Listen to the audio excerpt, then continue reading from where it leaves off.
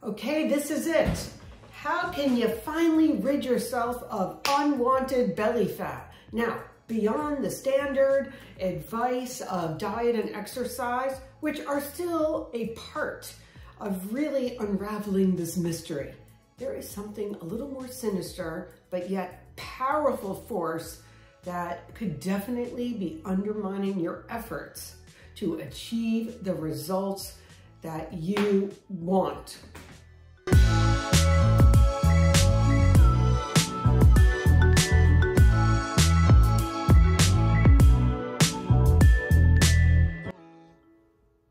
Hi, I'm Bonnie London, and after discovering the solutions to my own weight and health struggles, it's my personal mission to provide you with simple, easy to implement strategies so that you can maintain your preferred weight, best health, and have the best quality of life.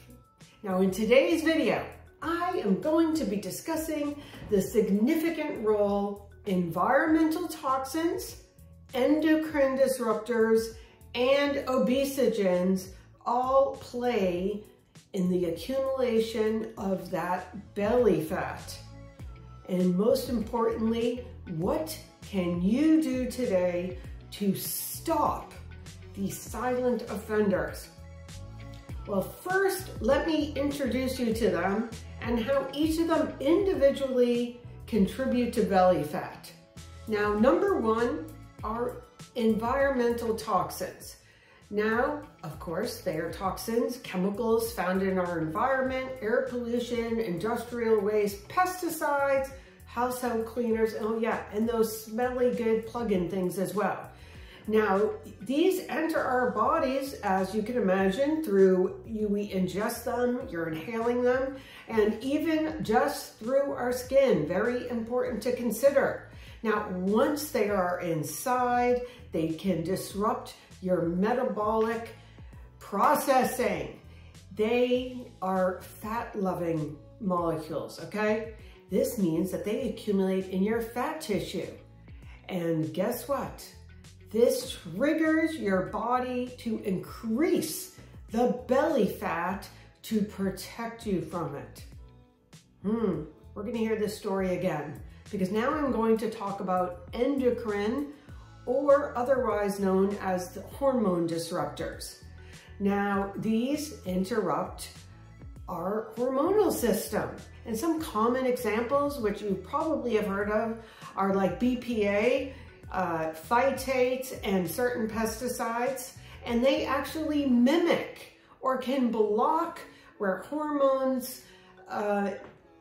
work in the body, ultimately altering your ability to hear the signal of insulin, thyroid, your stress responses, and all of these come together to increase fat storage, but not just any fat storage, particularly in the belly area.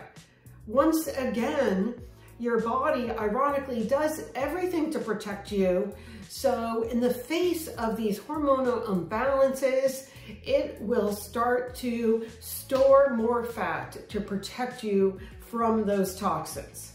Now, finally, I want to mention obesogens, which I just think is a fun word to say, but they are part of endocrine disruptors, and they have really been specifically noted to promote weight gain and obesity, and they can even alter fatty cell development, your energy balance, and even your appetite. That means they increase the number and the size of fat cells. So that means we can increase the amount of fat that we can store in our belly. And again, the reason that this is triggered is because these obesogens are dangerous for the body, and the body wants to protect you from them circulating around. So it triggers your body to store more fat. So think about it this way. Your body isn't just accumulating fat for the heck of it. It's building a fortress. That's right. Because these environmental toxins, endocrine disruptors, again, like BPA and phytates and obesogens, prompt your body to store belly fat as a defense. Well, what can we do? Luckily, there is a lot we can do. Number one, I always say is easier said than done. Stop taking in the toxins. Okay, well, how can we do this? First, certainly there is something to try to purchase foods that are organic and or locally grown, which may even be better. It may not be a perfect system, but it is the best one that we have currently. Next on the list would be to definitely avoid foods that are processed or have more than just a couple ingredients. Just as that's always great advice. Although, unfortunately, as I have mentioned in some of my other videos, even foods that do not have labels, we still need to be mindful of what might not be on the label, such as in the case of our meats and what they're feeding them.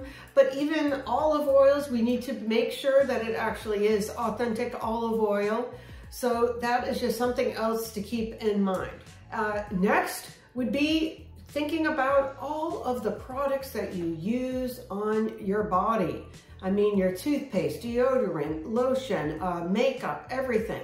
Because your skin is one of the largest organs in the body, and it doesn't have, like your digestive tract, the ability to say what is going to stay and what isn't. Whatever you put on your skin gets absorbed right into your bloodstream. Next on the list, I would say, is to really consider your source of water, which could be right up there, even more important, some people say, as taking organic fruits and vegetables, because this is really where we do get a lot of toxins. So the idea of drinking water out of a plastic bottle loaded with BPA that we just discussed would not be the best idea.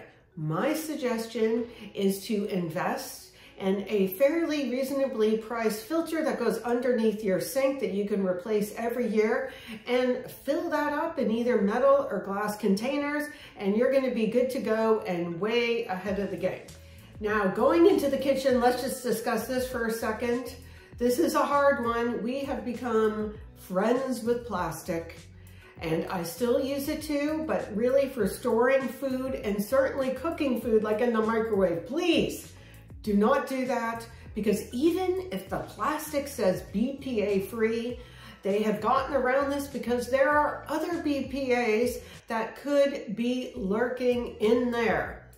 And then another thought is to consider your air and maybe investing in some sort of air filtration system if you can.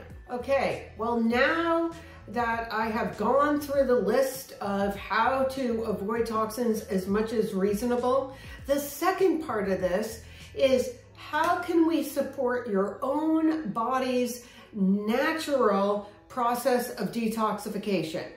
So this is something that your body does do every single day, but there is actually 3 phases of detoxification.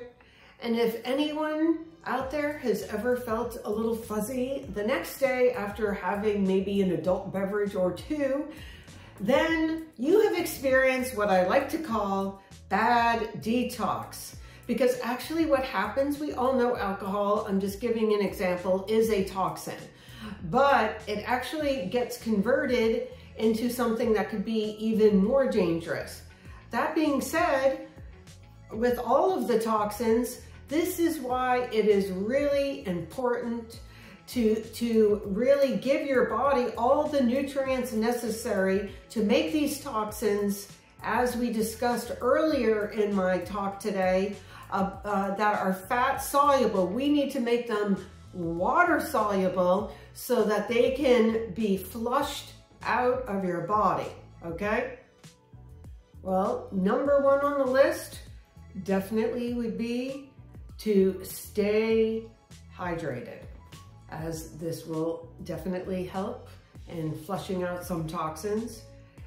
Exercising or just moving the lymphatic system and walking like in a rebounder. And then There are foods that have demonstrated to have particularly important roles with detoxification: dark leafy greens, beets, broccoli, to just name a few. But do not forget protein, okay? This is why I am not a fan of any of those juice fasts, because protein actually does play an important role in detoxification beyond its ability, of course, to maintain our lean body mass, which is extremely critical. So be sure to include that. Okay, so beyond, of course, eating those nutrient-dense foods, we do want to lean into managing our stress and getting a good night's sleep. Because guess what? This is when a lot of detoxification actually occurs, is while we are sleeping. This is when you really want to give some love to your liver. I would also mention that we understand now that actually the gut is extremely important part of detoxification. And I'm not just talking about your daily movement. I am talking about the microbiome, or that bacteria that is responsible for helping digest food, sleep, and everything else. But another one of the very important roles of this bacteria is to detoxify. So what does that mean for you? I would say a variety of the fermented foods would be a fantastic way to get naturally occurring probiotics, and eating a diversity of foods as well will also help that whole ecosystem of bacteria in the gut. And it goes without saying, limiting alcohol, especially during the night when you're wanting to detoxify the most. So if we're gonna have any, I always say happy hour. Oh, and then finally, my favorite way to help my body detox and relax and everything else would be sitting in the sauna. So if you have access to that, I would definitely recommend that. Now, a couple other things I want to mention. There are some teas and supplements that can also support your body's detoxification. Green tea seems to be on the list of everything, and I actually take the supplement, but it really can help support the liver. Dandelion, or we do have dandelion tea, which can be helpful. And let's not forget lemon tea. Those are also helpful with detoxification. And ginger can also help with digestion and stimulating the circulation and eliminating toxins. Milk thistle, this is something else that I also suggest, or Solarian, I may not be pronouncing it right, but it can also help supporting the liver. So you can take it as a supplement, or you can also take it as a tea. So now I just want to mention a couple supplements. Activated charcoal can occasionally be helpful, as it can bind to toxins, but be careful because you need to take it specifically at certain times, okay? Because we don't want it to bind with the wrong things. Now, spirulina, chlorella, these are algae that are rich in nutrients and antioxidants, and can also help, in research they have shown, with getting rid of some heavy metals in the body. And as I was talking about earlier with the gut health, probiotics, if you don't want to take the natural fermented foods, then you could take some probiotics.